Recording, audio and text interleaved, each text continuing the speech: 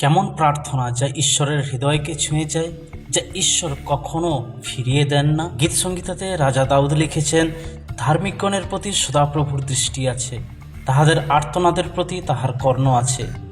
ধার্মিকেরা ক্রন্দন করিল, সদাপ্রভু শুনিলেন, তাহাদের সকল সংকট হইতে তাহাদিগকে উদ্ধার করিলেন। সদাপ্রভু ভগ্নচিত্তদের নিকটবর্তী, তিনি চূর্ণমনাদের পরিত্রাণ করেন। ধার্মিকের বিপদ অনেক, কিন্তু সেই সকল হইতে সদাপ্রভু তাহাকে উদ্ধার করিবেন। বাইবেলে এমন তিনজন ব্যক্তির প্রার্থনা, যাদের প্রার্থনা ঈশ্বর ফিরিয়ে দেননি, যাদের প্রার্থনার উত্তর ঈশ্বর দিয়েছিলেন। পবিত্র বাইবেলে হিজকিয়্যাহ নামে একজন রাজা ছিলেন। তিনি যখন জানতে পারলেন তার মৃত্যু আর দেরি নয়, তখন তিনি চোখের জলে ঈশ্বরের কাছে প্রার্থনা করেছিলেন এবং ঈশ্বর তার প্রার্থনা শুনেছিলেন। তার আয়ু আরও 15 বছর ঈশ্বর বাড়িয়ে দিয়েছিলেন। দ্বিতীয় রাজাবলী তার 20 অধ্যায় 1 থেকে 6 পদে আমরা দেখতে পাই, তৎকালে হিজকিয়্যাহর সাংঘাতিক পীড়া হইয়াছিল, আর আমোসের পুত্র যিশাইয়া ভাববাদী তাহার নিকটে আসিয়া কহিলেন, সদাপ্রভু এই কথা কহেন, তুমি আপন বাটির ব্যবস্থা করিয়া রাখো, কেননা তোমার মৃত্যু হইবে, তুমি বাঁচিবে না। তখন তিনি ভিত্তির দিকে মুখ ফিরাইয়া সদাপ্রভুর কাছে প্রার্থনা করিয়া কহিলেন, হে সদাপ্রভু, বিনয় করি তুমি এখন স্মরণ করো, আমি তোমার সাক্ষাতে সত্যে ও একাগ্র চিত্তে চলিয়াছি এবং তোমার দৃষ্টিতে যাহা ভালো তাহাই করিয়াছি। আর হিজকিয়্যাহ অতিশয় রোদন করিতে লাগিলেন। যিশাইয়া বাহির হইয়া নগরের মধ্যে স্থান পর্যন্ত যান নাই, এমন সময়ে তাহার নিকটে সদাপ্রভুর এই বাক্য উপস্থিত হইল, তুমি ফিরিয়া গিয়া আমার প্রজাদের অধ্যক্ষ হিজকিয়্যাহকে বলো, তোমার পিতৃপুরুষ দাউদের ঈশ্বর সদাপ্রভু এই কথা কহেন, আমি তোমার প্রার্থনা শুনিলাম, আমি তোমার নেত্রজল দেখিলাম, দেখো আমি তোমাকে সুস্থ করিব। 3য় দিবসে তুমি সদাপ্রভুর গৃহে উঠিবে, আর আমি তোমার আয়ু 15 বৎসর বৃদ্ধি করিব। কেন ঈশ্বর রাজা হিজকিয়্যাহর প্রার্থনা শুনেছিলেন? কারণ হিজকিয়্যাহর আন্তরিকতা ও তার বিশ্বাসের জন্য। যিশাইয়া 37 অধ্যায়ে আমরা দেখতে পাই, রাজা হিজকিয়্যাহ ঈশ্বরের প্রতি গভীর বিশ্বাস রেখেছিলেন। যখন অসুর রাজা সানহেরিব জেরুসালেমকে আক্রমণের হুমকি দিয়েছিল, তখন রাজা হিজকিয়্যাহ আতঙ্কিত হলেও তিনি সরাসরি ঈশ্বরের কাছে গিয়েছিলেন, প্রার্থনা করেছিলেন।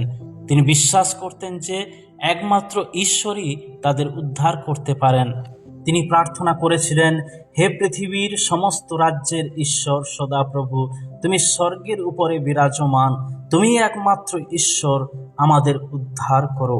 হিজকিয়্যাহ তার প্রার্থনার মধ্যে ঈশ্বরকে গৌরব এবং মর্যাদা দিয়েছিলেন। তিনি বলেছিলেন, যেন সমস্ত জাতি জানতে পারে ইসরায়েলের ঈশ্বরই একমাত্র সত্য ঈশ্বর। সদাপ্রভু ঈশ্বর রাজা হিজকিয়্যাহর প্রার্থনা শুনেছিলেন, কারণ তিনি ঈশ্বরের সামনে খাঁটি ছিলেন এবং যথাযথ রূপে চলতেন, এবং তিনি ঈশ্বরের গৌরব অন্বেষণ করতেন। বাইবেলে আমরা আরও একজন রাজার কথা শুনি, যিনি ঈশ্বরকে ভীষণ ভালোবাসতেন এবং ঈশ্বরের হৃদয়ের কাছাকাছি একজন মানুষ ছিলেন। কিন্তু তার জীবনের একটা ভুল তাকে গভীর সংকটের মুখে দাঁড় করিয়েছিল। রাজা দাউদ বাথশেবার সাথে যৌন পাপে লিপ্ত হয়েছিলেন এবং ছলে তার স্বামী উরিয়কে হত্যা করেছিলেন। ভাববাদী নাথন এসে যখন রাজা দাউদের সামনে তার পাপের ভয়াবহতা তুলে ধরেছিলেন, তখন রাজা দাউদ বুঝতে পারলেন তার অপরাধ এবং তিনি ঈশ্বরের কাছে ক্ষমা প্রার্থনা করেছিলেন। গীত সংহিতা 51 সেই কথাই বলে, হে ঈশ্বর, তোমার দয়া অনুসারে আমার প্রতি কৃপা করো, তোমার করুণার বাহুল্য অনুসারে আমার অধর্ম সকল মার্জনা করো, আমার অপরাধ হইতে আমাকে নিঃশেষে ধৌত করো, আমার পাপ হইতে আমাকে সূচি করো, কেননা আমি নিজে আমার অধর্ম সকল জানি এবং আমার পাপ সতত আমার সম্মুখে আছে। তোমার বিরুদ্ধে, কেবল তোমারই বিরুদ্ধে আমি পাপ করিয়াছি, তোমার দৃষ্টিতে যাহা কুৎসিত তাহাই করিয়াছি।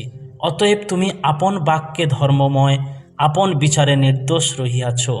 এসব দ্বারা আমাকে মুক্ত পাপ করো, তাহাতে আমি শুচি হইব, আমাকে ধৌত করো, তাহাতে আমি হিম অপেক্ষা শুক্ল হইব।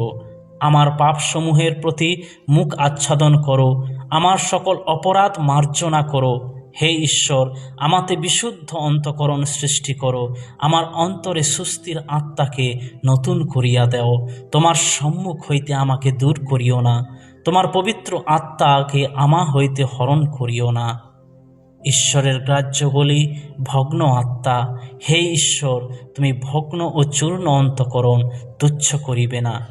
গীতসংহিতা 51 দাউদের একটি গভীর অনুতাপের প্রার্থনা, যা তিনি করেছিলেন যখন নাথন নবী তাকে বাথশেবার সাথে পাপ করার বিষয়ে সতর্ক করেছিলেন। এই গীত থেকে আমরা কিছু গুরুত্বপূর্ণ শিক্ষা পাই। সত্যিকারে অনুতাপ কিভাবে প্রকাশ করতে হয়। দাউদ কোনো অজুহাত দেখায়নি, তিনি নিজের পাপ স্বীকার করেছিলেন। তিনি নিজের পাপকে না লুকিয়ে তিনি প্রকাশ করেছিলেন ঈশ্বরের সামনে।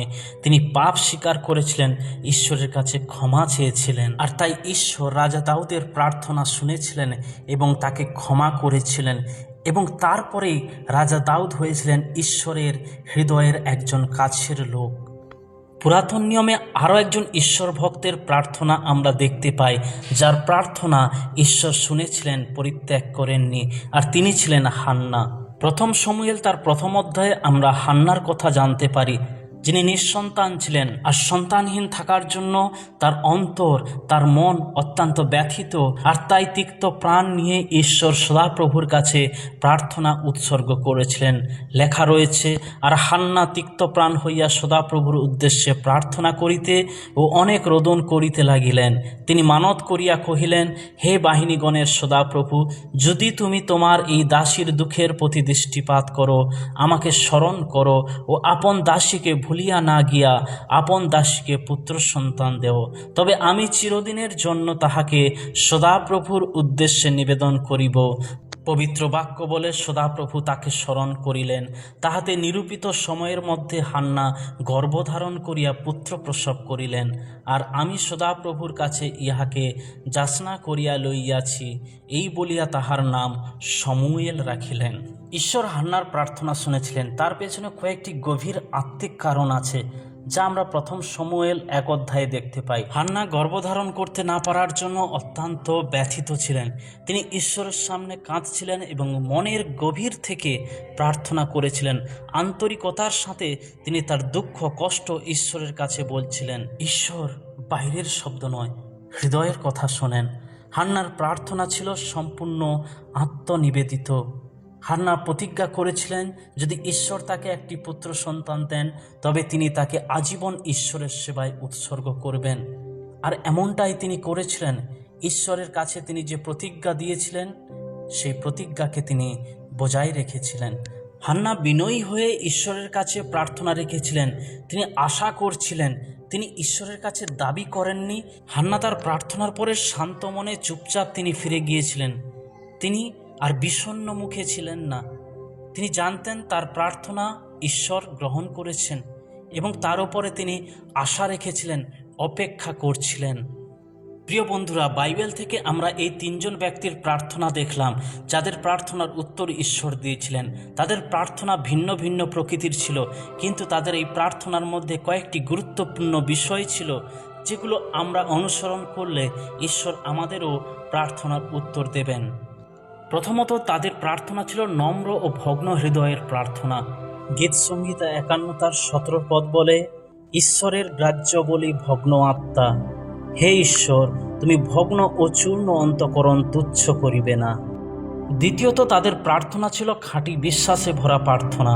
যাকব 1 অধ্যায় 6 পদে লেখা রয়েছে, কিন্তু বিশ্বাস সহকারে প্রার্থনা করো, কোনো সন্দেহ ছাড়াই, কারণ যে সন্দেহ করে সে সাগরে ঢেউয়ের মতো, যাকে বাতাস এদিকে সেদিকে ঠেলে দেয়। যে প্রার্থনা বিশ্বাসপূর্ণ প্রার্থনা হয়, ঈশ্বর সেই প্রার্থনার উত্তর দিয়ে থাকেন। তৃতীয়ত, পাপ স্বীকার ও ক্ষমা চাওয়ার প্রার্থনা। আমরা দাউদের ক্ষেত্রে দেখেছি, তিনি ঈশ্বরের কাছে ভগ্নচূর্ণ হৃদয় নিয়ে তার পাপ ক্ষমা নিবেদন করছেন। তাই যোহন তার প্রথম পত্রে 1 অধ্যায় 9 পদে লিখছেন, আমরা যদি আমাদের পাপ সকল স্বীকার করি, তবে তিনি বিশ্বস্ত ও ধার্মিক। তিনি আমাদের পাপ ক্ষমা করবেন এবং সমস্ত অন্যায় থেকে আমাদের শুদ্ধ করবেন। সত্যিকারের অনুতাপ থেকে আসা প্রার্থনা ঈশ্বর কখনো ফিরিয়ে দেন না। সেই সাথে তাদের প্রার্থনা ছিল ঈশ্বরের ইচ্ছার সঙ্গে সামঞ্জস্যপূর্ণ। প্রথম যোহন 5 অধ্যায় 14 পদ বলে, এটাই সেই আত্মবিশ্বাস যা আমরা তার কাছ থেকে পেয়েছি। যদি আমরা তার ইচ্ছা অনুসারে কিছু চাই, তিনি আমাদের শুনেন। যে প্রার্থনা ঈশ্বরের মহৎ উদ্দেশ্যের সাথে মেলে যায়, তা তিনি গ্রহণ করেন। সেই সাথে তাদের প্রার্থনা ছিল কৃতজ্ঞতা ও ধৈর্যের প্রার্থনা। প্রার্থনার উত্তর পেতে হলে ধৈর্য ধরতে হবে এবং ঈশ্বরকে কৃতজ্ঞতা জানাতে হবে। তাই সাধু পৌল ফিলিপীয় মণ্ডলীকে লিখেছেন, কোনো কিছুর জন্য চিন্তা করো না, বরং সব কিছুর জন্য প্রার্থনা ও বিনতির মাধ্যমে ধন্যবাদ সহকারে তোমার অনুরোধ ঈশ্বরের কাছে তুলে ধরো। যে প্রার্থনায় কৃতজ্ঞতা থাকে, যে প্রার্থনার মধ্য দিয়ে আমরা ঈশ্বরকে মহিমা দিই, আমরা ঈশ্বরের প্রতি কৃতজ্ঞতা প্রকাশ করি, ঈশ্বর সেই প্রার্থনা শোনেন এবং সেই প্রার্থনার উত্তর তিনি প্রদান করেন।